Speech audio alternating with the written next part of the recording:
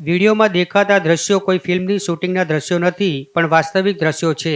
જે છે અમદાવાદ જિલ્લાના સાણંદ તાલુકાના વિરોચનનગર ગામના, જ્યાં 100 વર્ષ જૂની પરંપરાને ગામ લોકોએ જીવંત રાખી કોમી એકતાનું ઉત્તમ ઉદાહરણ પૂરું પાડ્યું છે. દર વર્ષે દશેરાના પવિત્ર તહેવારે ગામમાં ભવ્ય અશ્વરેસનું આયોજન કરવામાં આવે છે. ત્યારે આ વર્ષે પણ ભવ્ય અશ્વરેસનું આયોજન કરવામાં આવ્યું હતું, જ્યાં લોકોએ પોતાના અશ્વોને ખાસ કરીને શણગારી સજાવીને આ રોમાંચક સ્પર્ધામાં ભાગ લીધો હતો. આ અનોખી સ્પર્ધામાં ગામના હિન્દુ અને મુસ્લિમ એમ બંને સમાજના લોકો ઉત્સાહભેર જોડાયા હતા અને કોમી એકતાનું ઉત્તમ ઉદાહરણ પૂરું પાડ્યું હતું, જેને જોવા મોટી સંખ્યામાં ગામ લોકો સહિત આસપાસના ગામોના લોકો પણ ઉમટી પડ્યા હતા. ગામના સરપંચ હિતેન્દ્રસિંહ બારડે વર્ષોથી ચાલી આવતી આ પરંપરાનો ઇતિહાસ જણાવતા કહ્યું હતું કે ગામના વડવાઓ ખેડૂતો હતા અને સીમ ખેતરોમાં જવા માટે અશ્વો રાખતા હતા. તે સમયે તેઓ વધુ સમય ખેતરોમાં જ રહેતા હતા, પણ નવરાત્રી આવે તેમાંય દશેરાના દિવસે તમામ ખેડૂતો અને વડવાઓ પોતાના અશ્વો લઈ ગામના શક્તિ માતાના મંદિરે દર્શન કરવા આવતા અને દર્શન કર્યા પછી શક્તિ માતાના મંદિરથી લઈને